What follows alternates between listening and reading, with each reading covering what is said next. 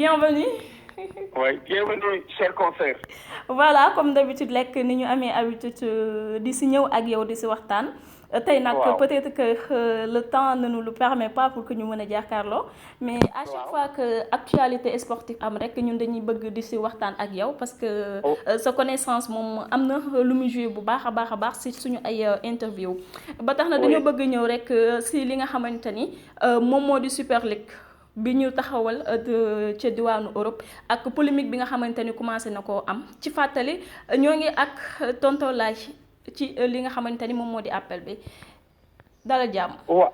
waaw dalal jàmm Amina ma très chère consoeur gis nga man affaire Super League bi ñuy wax daf ma naqadi.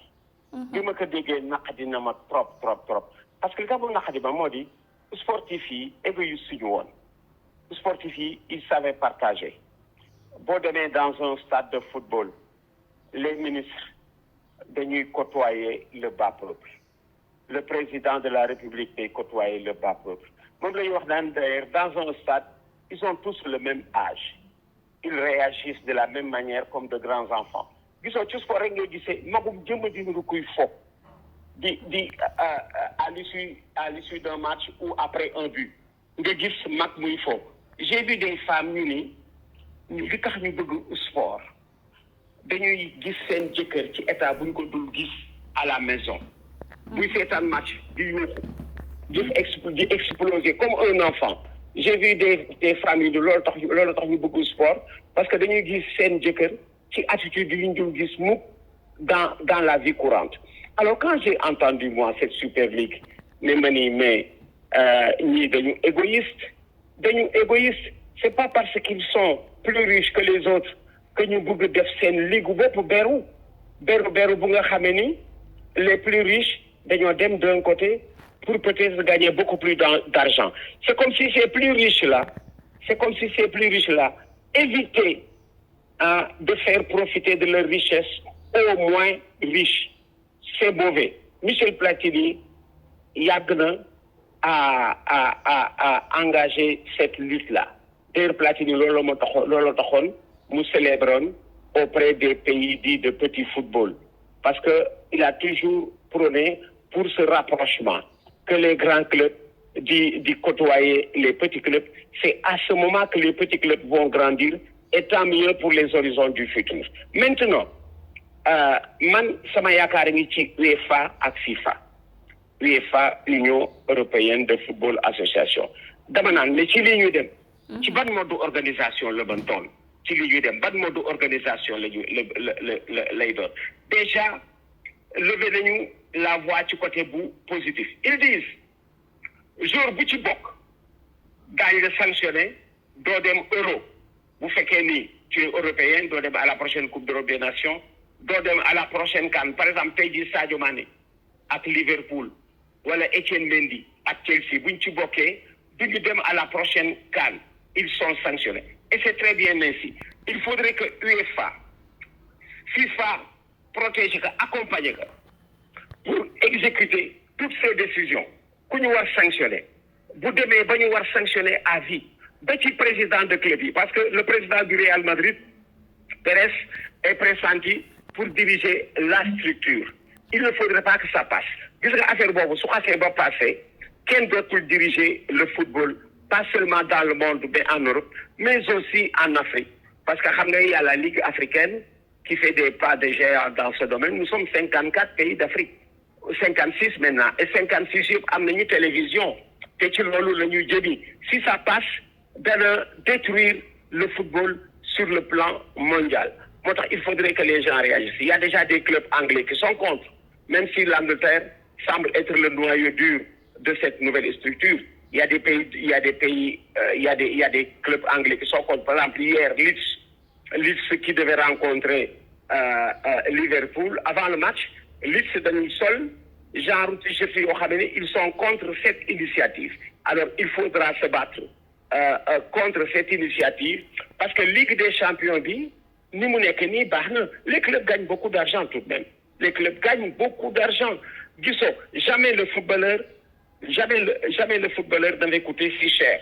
ñoom Mbappé yi tey jii ils coûtent plus cher que les Zidane et les Platini, alors qu'ils ne sont pas meilleurs que ces footballeurs du passé. Nous ñoo tombé juste ci jamono bu nga xamé ni football bi tay ji la gëna ëpp xaalis kon ku ci tombé yaay ëpp xaalis, ils ne valent pas plus que leurs glorieux devanciers.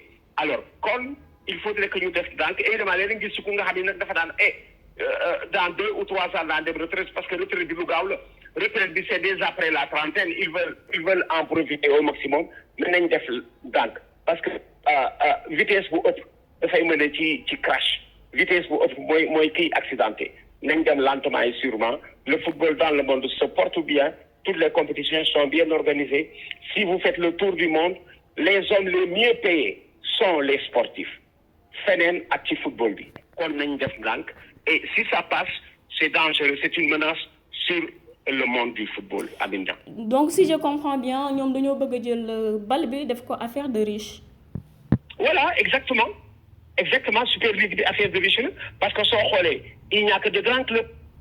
Il n'y a que de grands clubs au nombre de 12 12, mais c'est égoïste, c'est même trahir un idéal. Et ça, c'est pas bon. Parce que on a toujours dit que les plus grands démocrates, ce sont les sportifs qui savent partager. Ce n'est pas pour rien que l'on dit, ceux qui regardent un match de football ont toujours le même âge. Tu regardes un match de football avec ton fils, comme si vous êtes des copains. Alors, lolo, tu football, tu sport avec le mana am. Alors, si l'UEFA laisse passer, dommage que, Infantino, le président de l'UEFA, parce que pour le temps Platini, il ne l'aurait pas fait, parce qu'ils connaissent Platini, qui est rigoureux là-dessus, et qui s'est longtemps battu contre leur choix, le choix du moment. Pour le temps Platini, il ne l'aurait pas fait. Mais Infantino a hérité de Platini, comme on dit, des vertus, et surtout sa rigueur. Je ne pense pas que l'on il a d'ailleurs tout fait de dire Koutibok, tu es éliminé. Vous faites qu'un Européen à la prochaine Coupe d'Europe des Nations qu'ils appellent Euro. Vous faites qu'un Africain. Imaginez par exemple Sadio Mané avec Etienne Mendy, privé de Coupe d'Afrique des Nations, parce que beaucoup de nous, tu projet Bob Gahameni, d'avoir dit c'est un projet club. Mais dès que Ben, par exemple, les Sadio Mané, s'il est contre, si Sadio Mané est contre, et que le club Bondem, mën nañ ko autoriser mu changer de club si Sadio Mané est contre si Etienne Mendy est contre parce que ce sont les événements qui poussent les têtes pensantes à apporter des correctifs sur le règlement parce que si Sadio Mané est contre tel Liverpool quelle va être la position de Sadio Mané? Il faut à ce moment-là règlement prévoir que Sadio Mané change tout de suite de club ci club bu nga xamee ni nekkul ci biir projet alors règlement yi moom laa wax di événement yi ñoo leen di parfaire. Légui, si le Sénégal est privé de Sadio Mané et de Etienne Mendy qui est à Chelsea, si Etienne est contre, bon, c'est presque 45% du potentiel sénégalais qui se trouve, comme on dit, en dehors de l'équipe. Et côté Bobo aussi, il faut qu'il fasse vite. Mais dans tout ça, ce projet-là, les gens en parlent pour les horizons 2024-2025. C'est pour se donner une marge de reculer s'ils doivent le faire. C'est intelligent ce qu'ils font. Parce que quand ils disent 24, de projet 2024-2025, c'est pour se donner le temps de reculer. Si ce projet-là, comme on dit, n'est pas porteur. C'est pas pour l'immédiat, c'est pas pour la saison prochaine. C'est pour les horizons 2024-2025. C'est pour se donner le temps, comme on dit, de sortir subrepticement de ce projet-là pour dem défi l'Eden. Heureusement, mais on a tout de suite aménagé règlement pour que Sadio Mané sous contrat et Liverpool war dem Etienne Mendy sous contrat et Chelsea war ci dem ñu am tout de suite possibilité trouver un club bu nga xam ne nekkul ci projet bi ba pare qualifié parce que il ne faudrait pas que ñu embarqué ci aussi ay innocents. lan ngay wax sénégalais yi nga xamante ne ñoo nekk ci club yi dugg ci biir Super League bi wala ñu ci waaju dugg da nga leen di wax ñu bañ catégoriquement parce que tamit nekk na loo xamante ni dina risqué ba ci seen club ci seen équipe nationale. Wow, bon, mais ce sont des professionnels. Maintenant, ce sont des professionnels.